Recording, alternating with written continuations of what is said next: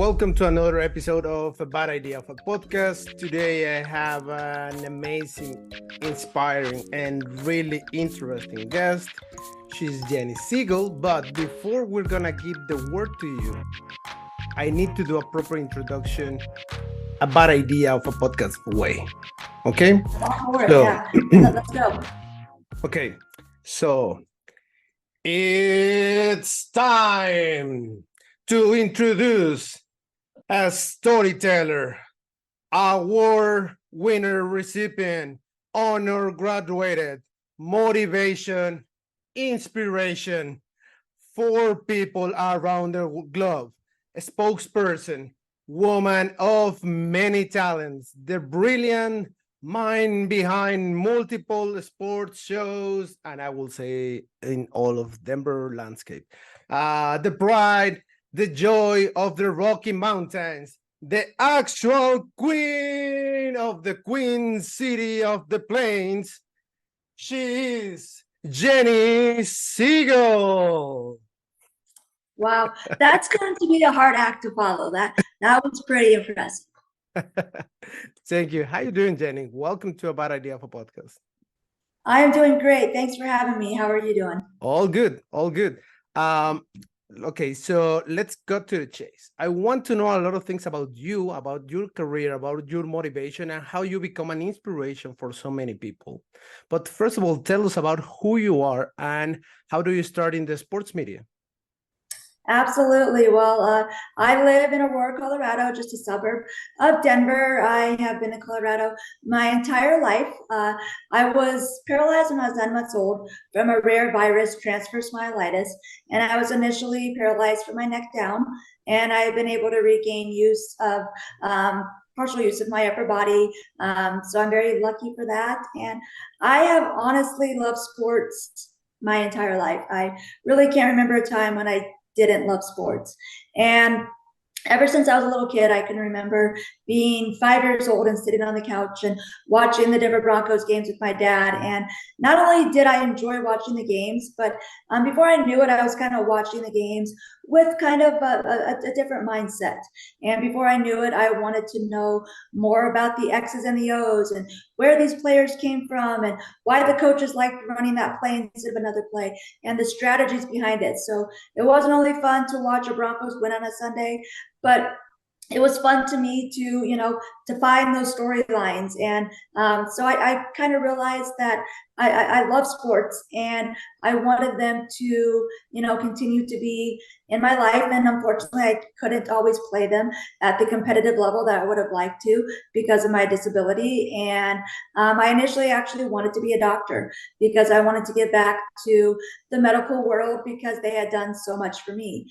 And again, as I, started to get older and getting close to making the choice of where I wanted to go to college and what I wanted to study, I kind of started to think, well, maybe working in the medical field might not be the best choice just because of the function of my hands and things of that nature. And then, it just kind of kept sticking in the back of my mind how much I love sports. And so I was like, let's find a way to keep sports in my life as a career. So I decided to go to the University of Northern Colorado, got my degree in journalism and mass communications with an emphasis in telecommunications, and am now working as a sports producer for Altitude Sports, which is a regional sports network out here in Colorado.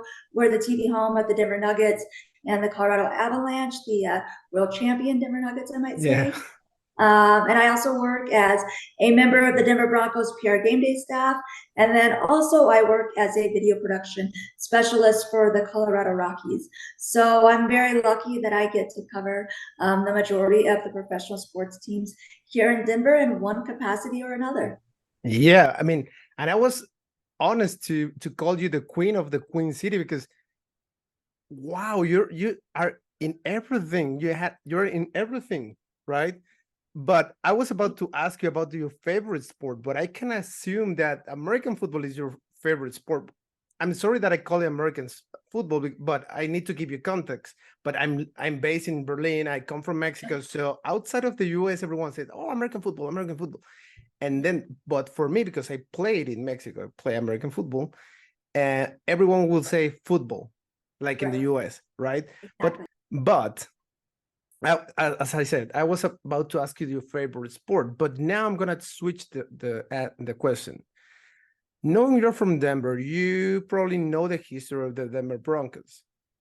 If you have any chance to go back in time and being Jenny, the producer, which game of the Denver Broncos of any time, of all times, you would like to produce if it was for you?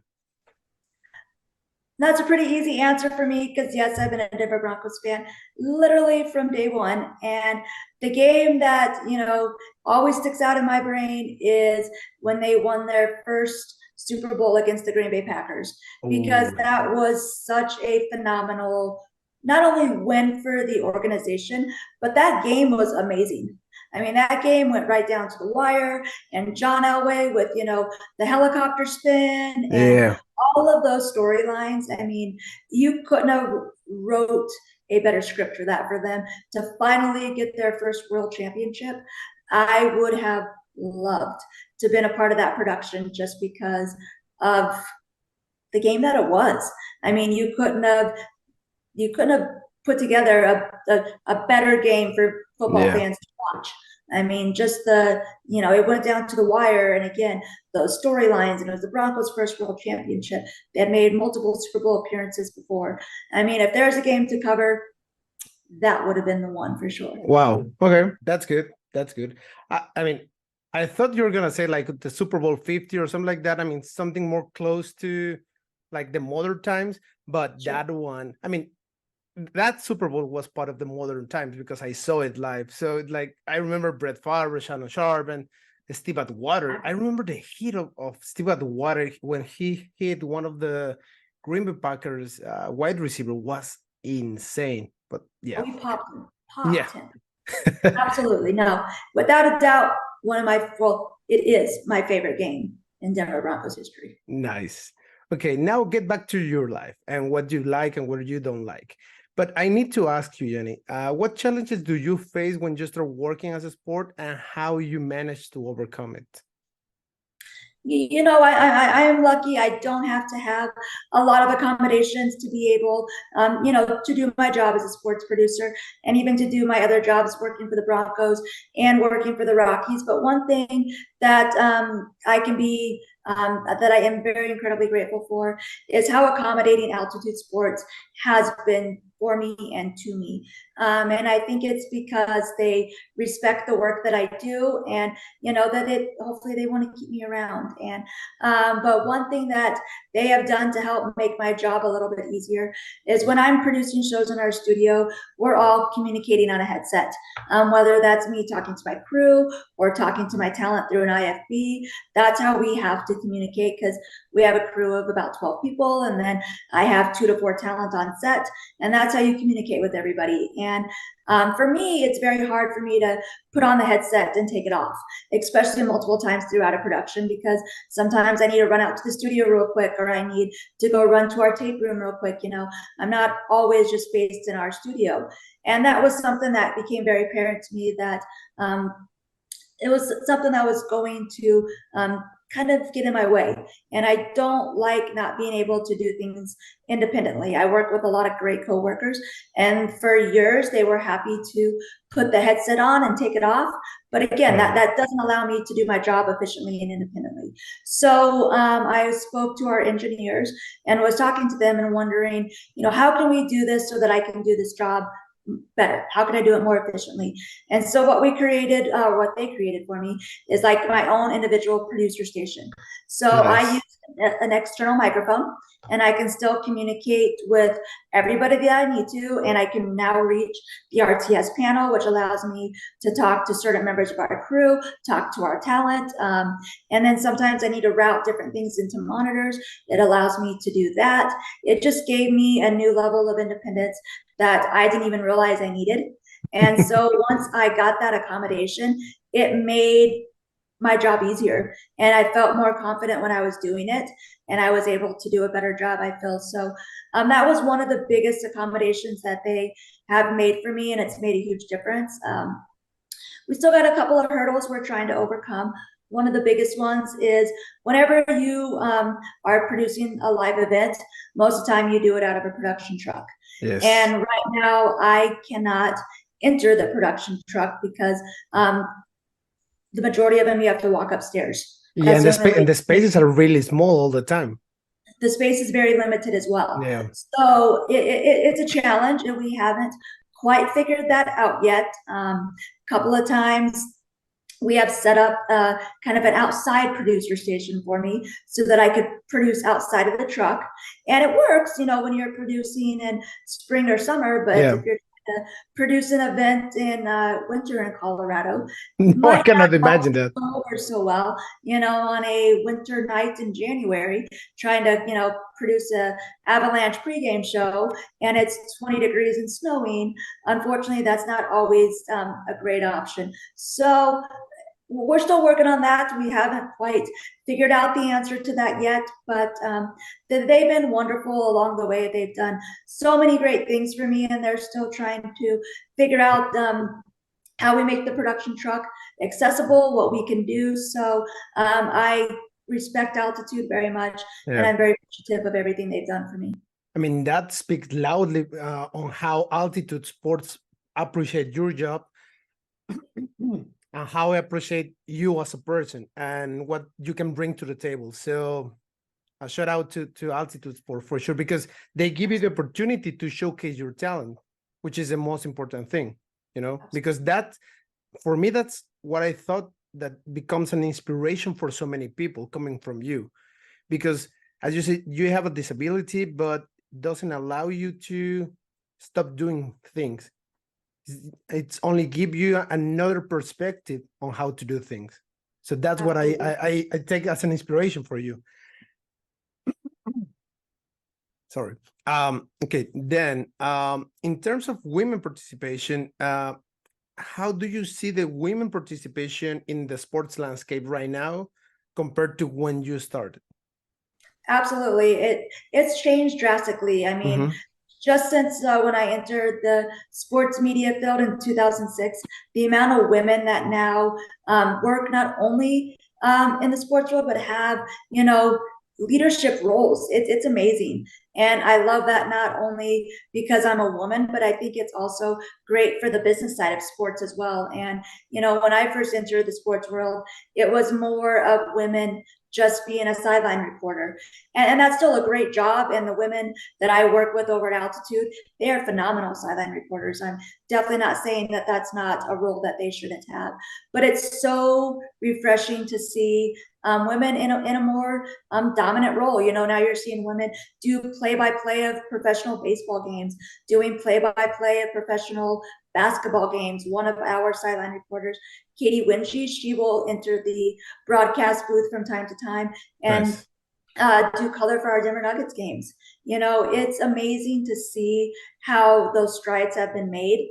And I think it's not only, like I said, great for women, but also for the sports world in general, because there are so many talented women out there, and it's great to see them getting those opportunities. Yeah, for sure. And then, for example, what can you recommend for those women who want to pursue a career in sports? How can they do it, or how can they start doing it? The couple of tips that I do have is never think an opportunity is too small, and never miss taking advantages of those opportunities. And I can speak from personal experience. When I first entered the sports media world, it took me a while to get going. I had to do an internship with 9 News. I did an internship with WB2 News, and I was Miss Wheelchair Colorado in 2004, which was right when I graduated from college. And just because of some fundraising events, I crossed paths with the CEO of Altitude Sports, and I was able to meet with him, and I spoke with him and told him, about my career aspirations, and, to please let me know if an opportunity ever came about with them. I would love the opportunity to work for their network. And it took almost a year before I got an opportunity to work with them because they were a new network. But when I finally got that call, it wasn't for a full-time job. It was for another internship. Yes. And initially my pride, stepped in and was like, I don't know if I want to take this job. I don't want to do another internship. I've already done 3 of them. I want to start making money. I want to move out of mom and dad's house. Yeah. I don't want another internship. I want a job. And I'm so glad that I did not let my stubbornness or my pride get in the way, because it led to a career now for me, and a career that I absolutely love, and a career that I have been doing now for 17 years. So never think an opportunity is too small, because you never know what it's going to turn into. I would also say never burn a bridge. I never Yeah. knew how small the sports media world is. I realized that pretty quickly once I entered the uh, the workforce, and you cross paths with so many people more often Yes. than you would ever think. And if it's not specifically an individual that you're crossing paths with, but it's people that know that individual, or that has worked with that individual. So it's amazing how everybody is connected. So you never ever want to burn a bridge. And always be grateful and a kind person, Yes. because I have learned that being a nice person, being a kind person can get you pretty far. Yeah. And so I would definitely recommend that as well. And then, again, just never think that any opportunity is too small. And once you are able to get that opportunity, prove your worth, prove your knowledge. And you want to, kind of do that within a fine line, because you don't want to seem too overbearing or too aggressive, Yeah. but you also want to prove that you belong and that you can do this job and you can do it well. So I feel like if you, do some of those things, the women out there that are, aspiring to enter the sports media world, I think that'll at least give them a good start. Wow. Yep. Strong words. I like it. I like it because it's true. It's true. Now, knowing that your passion it's American football, and hearing you speaking about sports and your profession or your career, you seem so passionate about it. So, what do you think that that the American football community or the football community can do outside of the U.S. to develop the sport? Well, and I think that they're taking the right steps as of now. Like all the games that have been played overseas in Europe, in London, in Germany, that's been great for the NFL, because they're getting exposure at a national level. And the Denver Broncos, they have, a partnership, and they work with Mexico. Yes. They have a partnership with them. And there's been different games that have been played south of the border in Mexico. And that's just great for the NFL, because it's not only being seen in the United States, but it's being seen on a national level, a broad level. It's being taken overseas. And not only people are going to these games, but people are loving these games. Yes. The fan base is growing so much. I mean, it's amazing to see how many NFL jerseys are actually present at those stadiums when those games are being played. It's not just like, oh, this could be a fun event to go watch. No, people are engaged. They know what's going on, and they want to Yeah. be involved with the NFL product. So I think, continuing to get that exposure is what they need to do. Continuing to have those games overseas, and that's what they are. And then maybe, one day, hopefully, they can maybe get some youth camps going on, just to expose, Yeah. the younger generation to the sport of American football, because overseas, as we have discussed, Yeah. football means a very different, it means a different sport. Okay. Finally, because we have the last 2 minutes of the podcast. Okay. Mhm. The podcast name is a bad idea for podcast. So, which is your bad idea that probably in the end turned out become a good idea? Well, we've kind of touched on this a little bit, but I just have to kind of reiterate that initially I didn't know if being a sports producer, or just a woman working in sports in general, was a good idea.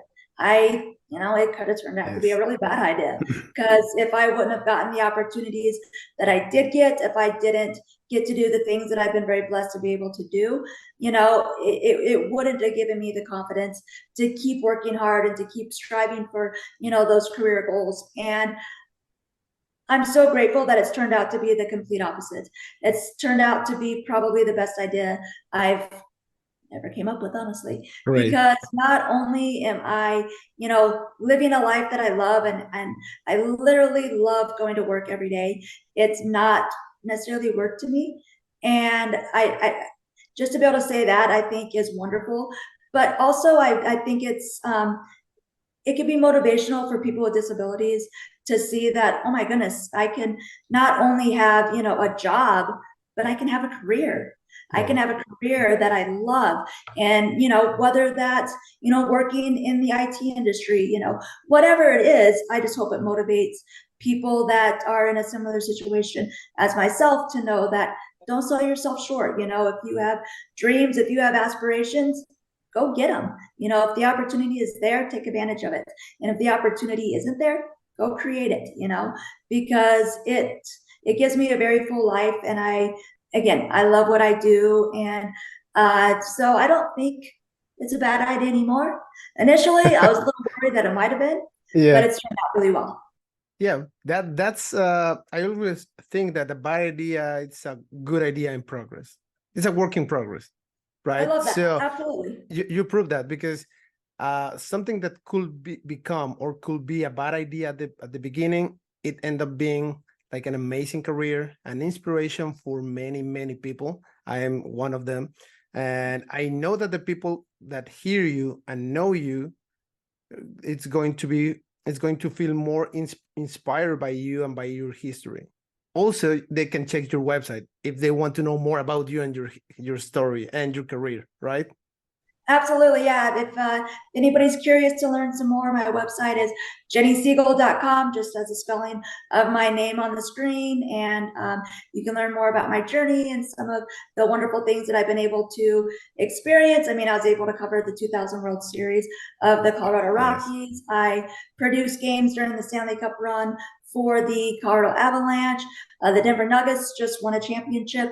I was able to be a part of that. So to be able to do the things that I do and see the things that I've seen, it's just amazing to me. So if you're curious and you want to know more, please check out my website. I'm Yes. also trying to build my brand as a professional speaker. I've been able to do a lot more of that, but that's another aspiration that I have, is to get out there, do some more public speaking.